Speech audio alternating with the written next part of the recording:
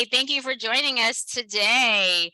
We have decided that today we're going to talk about foods and herbs in their whole form. A lot of times we talk about the difference between herbs and supplements and combining different things. Everybody's looking for quick fixes and looking for those different things they can buy. But a lot of times using the foods or using the herbs are a much better choice. So that's our theme for today. Anyway, I had a really busy week. Tell me about your week, Daniel. My week was kind of crazy this week. Somebody close to me was diagnosed with, she was having a lot of pain in her abdomen. So she's afraid it might have been cancer or something like that. So she goes Mm. to the doctor and they say, well, you have fatty liver disease and your gallbladder is full of stones. Oh, And then they go on to tell her, don't worry about the fatty liver. It's okay. And the reason they say this is because they don't have any pills or procedures for fatty liver. So they'll say, well, it's okay, which it's not okay because if you research fatty liver, it can lead to, I mean, it's lethal. It could be lethal because your liver is one of the most important detoxification organs, and it can lead to diabetes. It can lead to cancers. It can lead to heart disease, a lot of these different, even dementia. And he wouldn't even didn't tell her anything that she could do about it on her own, like, lose weight and take herbs, nothing about that, because he couldn't get wow. paid for it. I have so many questions. Yeah. I don't even know where to begin. So, okay. So, first of all, tell me about the pain because you said the stomach pain and she was thinking cancer. Do you know more about the pain? She was having chronic dull aching around the liver gallbladder area, Okay. and she thought it was in her colon because all that's really close together. So Yeah. she was afraid. She's probably thinking colon cancer or something Yeah. because this person, she's older, Mm. and so, and she doesn't like doctors either. But so, Well, but that was another one of my questions. Is she someone who's open to alternative methods oh or yes, oh yes. See, her mother was a nurse, okay, uh, and so her mother didn't go to the doctor a lot because her mother, because she was in the profession and she knew. Um, so the woman was hurting so bad though. She's like, I'm gonna go get this looked at because it could be something serious.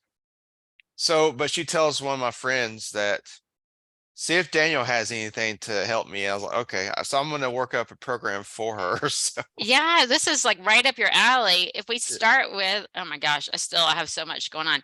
So, first of all, they said the gallstones. Did they give her solution? I mean, number one, you're the perfect person to go to because you had clients resolve gallstones.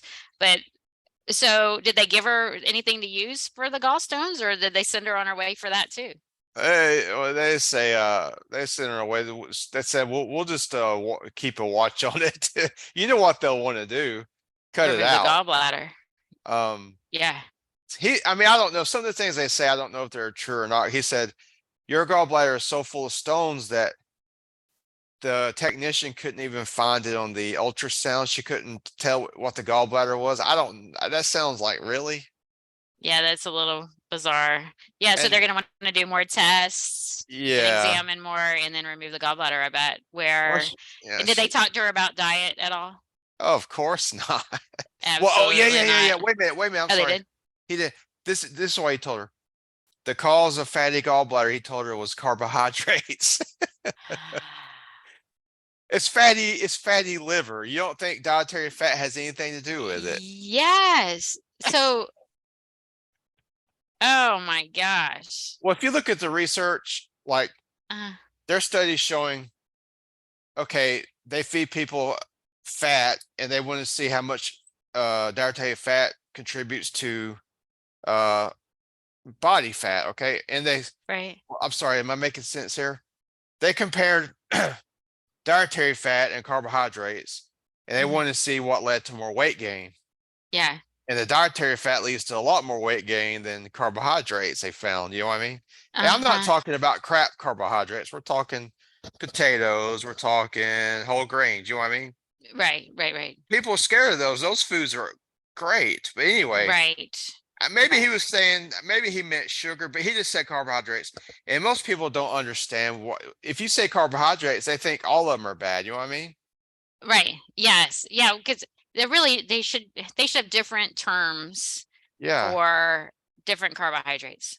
Yeah. Yeah. Yeah, because the carbohydrates in a broccoli Oh, yeah. stem, yeah, a broccoli versus an apple Yeah. versus a winter squash versus a loaf of bread, a Yeah. box of pasta, a bag of Yeah. potato chips. I mean, these are all carbohydrates, but they're not. I Yeah, think it's why so many people are afraid of fruit, man. Can you imagine people that are right, afraid of fruit?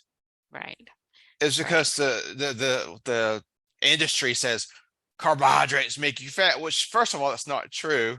But second of all, people you want to say people who are not educated in this field, they're like, oh gosh, so everything's bad that has carbs. And like the most healthy foods on the planet have carbs. We're talking fruits, we're right. talking vegetables, whole grains. That's what we should be eating for disease prevention.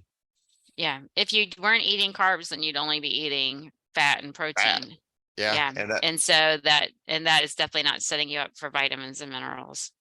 Anyway, we're getting off course. So, and then they left her alone without looking at the fatty liver disease at all, no. which left alone would just progress and get worse and worse and harden. And that leads to death and early death. And so that no prevention, just let's watch and see.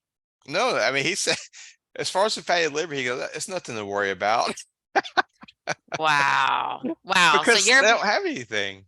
Yeah, so you're putting a program together for this person. Yeah. So when I'm looking at this, I would think number one, this person needs a good cleanse. I would want to know, golly, if you have that many stones, it's something that's been going on for a long time. Oh A yeah. fatty liver disease is something that's been going on for a long time. And so it could be something that even was started a long time ago. And even if recent dietary, they could be eating healthy now, but it's been built up from before. All that stuff just needs to be cleaned out. Well, I have worked with this person over the years, and she was diagnosed with fibromyalgia like 20 years ago. Ooh, And so liver problems can lead to autoimmune problems because your body right, can't detox. right, right. And I had her doing she did plant-based for a few years. Hmm. But there's a guy in my town. He's one of these guys. I don't know if you ever heard of these guys, but he has a one of those machines. I can't think of the name, but you hold on to these. God, they're supposed to read everything in your body. Yeah, You know, like, yeah, yeah. yeah. My Well, doctor this had those. Hmm. exactly.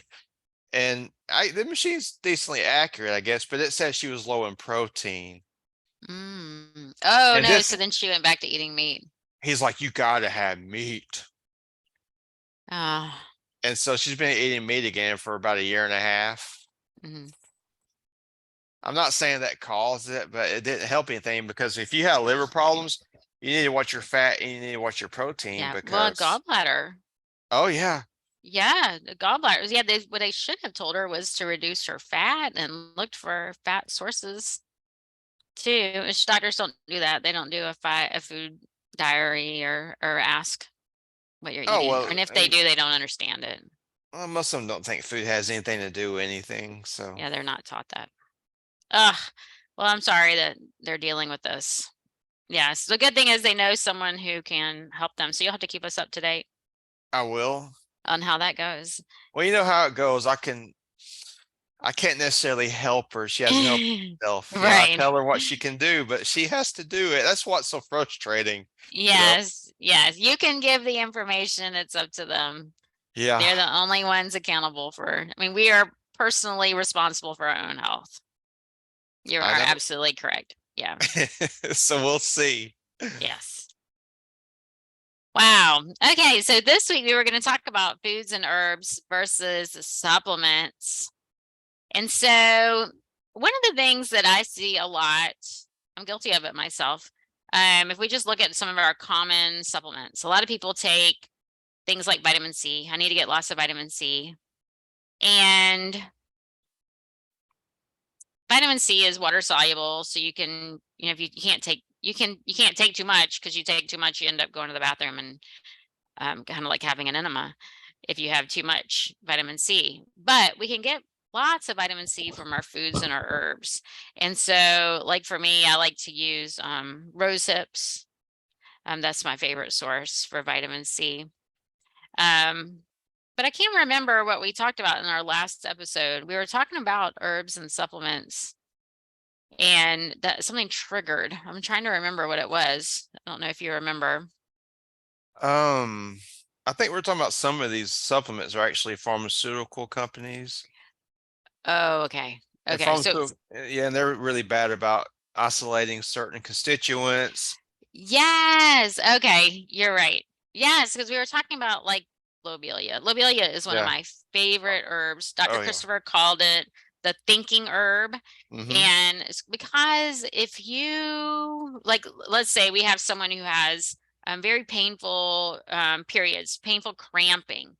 They can take lobelia, they could put a lobelia fomentation over the abdomen, but it will calm the contractions. A lot of times, when someone is in that case, they kind of feel like they want to throw up.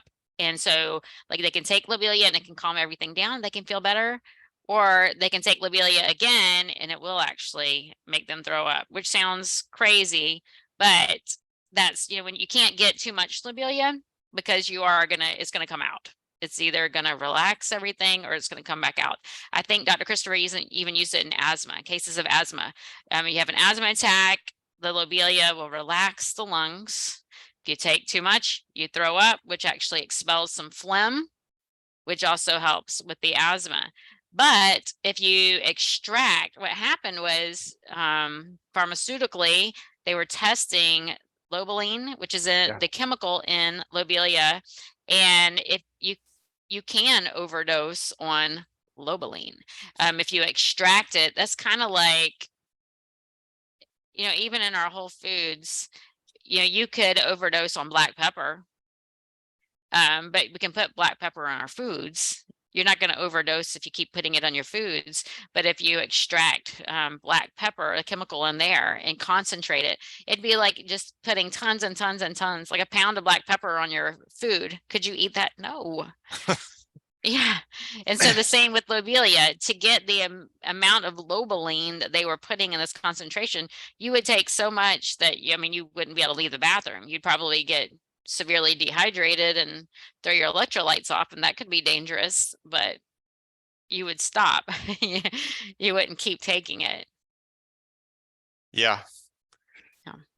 And that's one of the reasons that we're talking that pharmaceuticals have side effects, because they oscillate. When you oscillate and you take this constituent out of the whole, there's nothing. Well, I guess you could say, but herbs in their whole form have many, many chemicals in them, and they all work together Yes. to basically Synergistically. they even themselves out so you don't get side effects. You know what I mean? Right, right. And we don't even understand how the different chemicals No. all work together. Right. And so I'm thinking like aspirin is made from willow bark. Yeah. Is that correct? Yeah, yeah, yeah. And so you can buy willow powder and have your own like little aspirin Yeah. type thing, pain reliever, or you could take an aspirin, and an aspirin can cause all sorts of stomach ulcers and things like that. It's the extract from the willow, where if you make your own, the willow is just the dried herb. You're just taking a little bit, that's not going to have the same side effects. So a lot of times when they extract it, not only is it extremely condensed, more than a whole food, it has so many side effects that you don't get from the straight herb. So it gets confusing because Yeah. we hear the title, like going back to lobelia, the lobelia, the article is going to talk all about lobelia. It's not going to say we took these tiny little chemical out of it and concentrated it tremendously and then injected what would be pounds and pounds of lobelia into this tiny rat Yeah. to determine that it would lead to something. Same with comfrey. Oh Comfrey yeah. is another herb that, I have it in my freezer. I have it growing in my yard. Um, we love comfrey. Comfrey is, was it called nip bone? Oh yeah. Mm-hmm. Yeah, and so it just helps with any kind of bone and muscle conditions to help with healing, and you can use fomentations or take it internally. I love comfrey, but it was even banned for a long Oh, time. yeah. Yeah. It works too good. Yeah. I mean, they attack some of the best working herbs if you haven't noticed. Hmm. Um, Mm. it's I ridiculous. I mean, studies are made to like demonize herbs. It's like pharmaceutical companies are always, well, it's basically they're a monopoly and they want to push everybody else out. So they come up with these silly studies, like Jennifer's saying, that take one constituent out of comfrey and they inject so much into some little rat. And if you look at a human, if for a human to eat that much, it would be absurd. Like it would be pounds and pounds, and like, come on. We take Yeah. tinctures for God's sakes, you know? Right. I Right. mean, Yeah. And there's so many more of these. I think what prompted this topic for us, I had read a study. I wonder if I can even, I'll see if I can look it up in a minute. mhm. That it listed, I want to say the top 5 or top 10 most dangerous herbs Oh that you God. could have around your house or something like that. And I was looking at it, and it had like chaparral was on Oh, there, lobelia, comfrey. I can't remember some of the other ones that were on there, but I was like, wait a minute. What? These are some of our most useful herbs. and safe herbs. Yes, safe, life-saving herbs Exactly. in some situations. They can be used therapeutically and really help a lot. And so I was really upset about that because we don't want to discourage anyone from using these. Now, medical disclaimer, this is educational purposes only. We're not telling anyone to take any of the herbs that we are talking about today. And make sure you run any herbs through your medical provider. There are so many that will interact with medications, any supplements, even if it's over the counter. If you are on any sort of conventional medication, make sure you talk to your doctor or get one of those books that I showed last time, the drug and herb interactions, because they can interact. Medications are not natural and they can cause different reactions in the body. And so be really careful. I thought that Yeah, I was mean, some of important. the, oh, go ahead, Jennifer. Since I just thought that was important, I don't want to tell It anybody. is. Yeah. Well, the thing is, me and Jennifer went to school, Dr. Christopher's school, and the thing I really loved about his school was he used herbs for years, and he selected 100 herbs because one of the reasons he selected them because they were safe. They were all safe and very effective because he knew that if a herbal practitioner actually hurt someone with an herb, oh God, the media would be all over it. So, Right. Right. it's was hemlock on that list, Jennifer? Because that's the only one I know of that's really that can actually Fox, kill you. well, foxglove. I was Well, just pulling it up. So here's an article: 5 risky herbal supplements, and number one is St. John's wort. oh my God. Yes. Now, when I go back through it, it says the reason why is drug interactions. Oh yeah. So that's the main thing.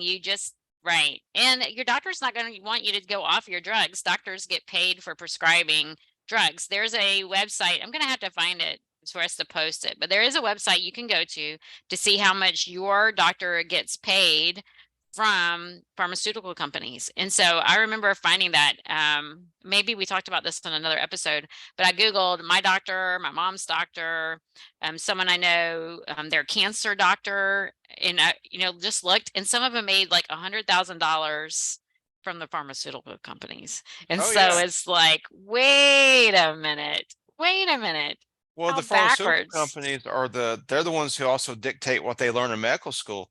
Right? They edit the textbooks and things like that too. I mean, Yes. they're working for a pharmaceutical. That's their boss. The pharmaceutical company is the MD's boss. So, Yes. Now, luckily, my doctor, she made something like, I want to say maybe $3,000 or 4,000. I mean, it was like nothing compared to all these other doctors, which mine, she's retired now, but she was a functional medicine doctor who use a lot of herbs and homeopathic remedies and stuff like that, which was awesome. Like I'm Yeah. so sad that I can't go to her anymore. I have to find somebody else. But Yeah. anyway, yeah. And so for those of you out there who don't know, I was diagnosed with an autoimmune disease and I had an organ destroyed after being conned into a procedure that I am still upset about. I need to get over my trauma to help with my healing. So I do have to continue to go see a regular medical provider, even though I'm studied herbs and all of this too. So for all of you out there, you do still need to see doctors for certain health conditions. Yeah. And if you get shot or something like that, then please go to a doctor. Yeah. You cut a finger off, please go to a doctor. Yeah. Yeah. Oh yeah. They're really good at trauma. Yes, trauma care. Yes. Yeah, there was something else I was going to look up. I can't remember what it was. You're looking at that list again, right? The Yeah, five. yeah, yeah. Yeah, so it had Kava, Chaparral, and Comfrey.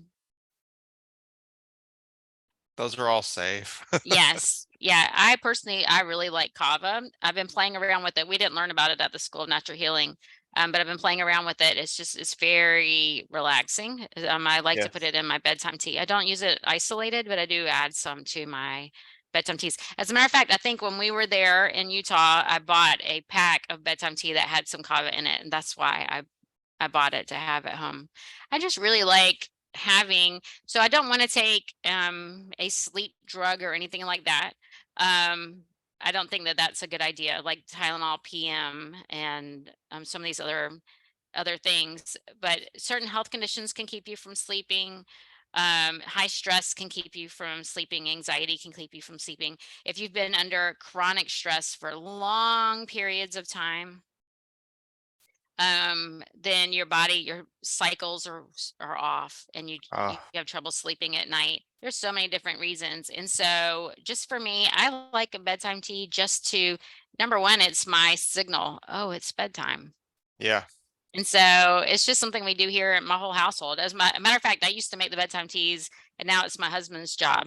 And we alternate the teas each night. And so like right now, he's actually taking inventory and creating a list of herbs we need to order for our bedtime teas. And so it's actually kind of fun and it's even therapeutic just to mix up your own bedtime teas. And then it's just part of our routine at night to have a tea. But I love having, I put St. John's wort in sometimes. I put kava in sometimes. I use these regularly, even though they're on the hazardous list. Yeah. Yeah. Yeah. I think it came out in the 90s that St. John's was really good for depression. Yes. And Yes. I think that's number one on what it's used for. Mhm. yeah. But it's definitely one that does react a lot with medications. So if you're on medications, then be careful. So Yeah. here's a list of herbs with known adverse effects. Aloe vera juice. And so I did see this recently. Someone died in New York City from drinking a lot of aloe vera juice. And I will tell you my side of it. I know I use aloe a lot with clients, especially those who have intestinal conditions for specific conditions. Now, aloe can grow some, it can cause bacterial imbalance. So if someone has SIBO, aloe is not right for them. Aloe is very high in latex. And so if you don't buy one that's latex free and you have a latex allergy, which a lot of people do, then the aloe is not right for you. And aloe can cause cramping. And so like whenever I suggest it for someone, aloe, just like, so you've heard of using aloe for sunburns. It's wonderful for your skin. The lining of your intestine, just for those of you out there who don't know, the lining of your intestine is the same as the lining on your skin. It has these little pores, it has these fine hairs for absorbing nutrients. And just like if we cut your hand, aloe will help with healing. If you have something on the inside, it's going to help inside your intestinal lining as well. So I do like aloe, slippery elm, marshmallow root, all of those are wonderful. But with aloe, I do recommend that people only take an ounce of aloe juice. I want them to buy cold pressed, organic, latex free aloe juice and only have 1 ounce in a glass of water 2 to 3 times a day. And so I don't I don't prescribe. It's just one of my suggestions with aloe, that not to drink a bunch of it all at once. I don't know how familiar you are with using aloe. Have you used aloe with some of your clients? Not a lot. I would use I think the number was it intestinal number one has aloe in it, but I think it's Mhm. Cape aloe. Yes, you're right. It's not aloe vera. Yeah. Because Cape aloe, I think it's one of the strongest what is it? What would they call that? Is it a There's a name. carminative? No, No. the one that makes you use the bathroom, what do they call it? Oh God, emollient or Yes. Emollient. Yes, yes, yeah. yes. Hmm. Cape aloe is very, very powerful at that. Yeah. Yeah. I was trying to see if I could find the article about the person. Um, but she was drinking tons of it, like Yeah. a lot. Yeah, I can't find it right now. Yeah, you can overdo anything. Right, right. Yeah, right. There is such a thing as too much of a good thing. Yes, so be really careful. Yeah. So I think that our main point today was it's much safer to use foods and herbs for your supplement sources than taking conventional medications Oh yeah. and supplements. Yeah, extracts. It's better. But and like what I did mention earlier, like vitamin C, everybody knows oranges are really high in vitamin C. But what they found is there's other nutrients in an orange that helps with immune health and helps with healing that is not going to be in your vitamin C supplement. And so that's that's really why it's so important. You know, if you just look at an orange, it's very high in fiber, very high in enzymes, very high in electrolytes, and the vitamin C.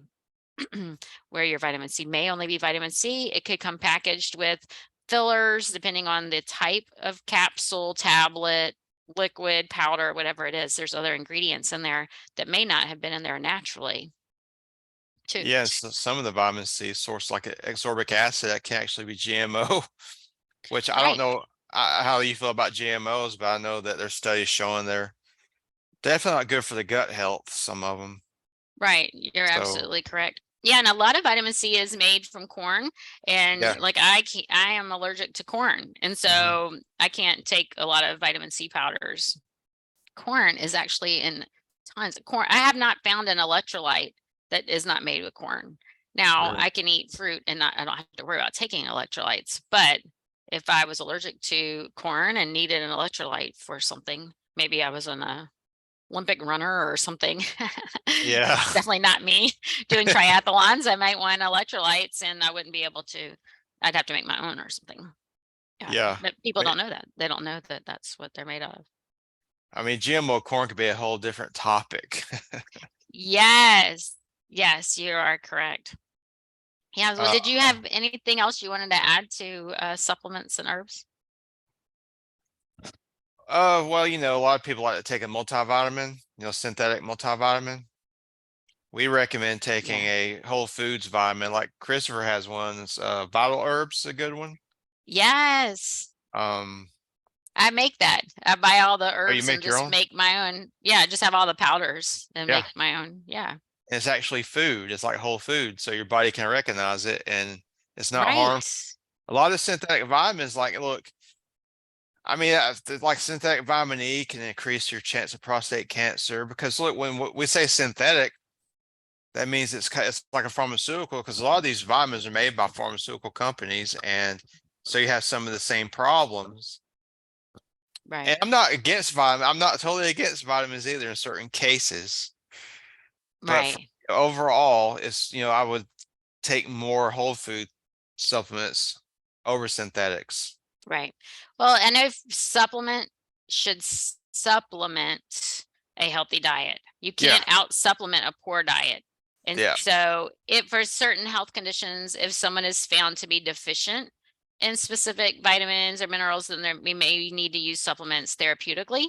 yeah, But there's usually an herb that we could use that could do the same thing as well. And the herb, like you said, is food. It is comes in its natural form. Like my vitamins, I make from the powders of herbs, leaves, stems, roots that have been ground up. And so it's in a form that my body understands. It hasn't been chemically changed. Because a lot of Mhm. it, like citric acid, for example, the one we keep talking about, vitamin C, the form in an orange cannot be shelf stable. It cannot be made shelf stable. Yeah, And it's so easily destroyed by light and heat and everything else. So they have to change the chemical structure for us to be able to take it in. So it's already, there's no way it's in its natural form when we take it. exactly. So Yeah. it's that, and we need to stay as natural as possible because a lot of these things haven't been studied either. A lot of the synthetic, we don't know. We still don't even know all the detrimental health effects these things can have on us, you know. Right. So, Right. Well, and your body doesn't recognize it, number one. well, And it has to do some kind of work to break it down. Now, when I eat an orange, it has to break all those chemicals down too, but it knows what all those chemicals are. I take a supplement. Maybe I've taken it enough times now that my body knows what it is, but I still have. I'm going to create some kind of acid just in the breaking down to get to whatever it is I'm trying to get out of there. And then if I'm taking vitamin C and all I want is that vitamin C, then all the packaging that comes with it, yeah, which is, the capsule or whatever is used to suspend it. My body has to eliminate that, yeah. which is why we have to keep the liver clean, which could go to a whole nother topic. I really I think know. with this fatty liver disease, I think we need to talk about a little bit more about detoxification and the liver. And we Yes. need to talk about the gallbladder and herbs maybe for the gallbladder. Yes. We have so much to talk about. Oh yeah, because it Um, all comes down to, for us, it all comes down to getting the toxins out and getting the natural nutrition in. So that's Bringing the why we body back into exactly balance. balance, man. Yes, it's all about balance.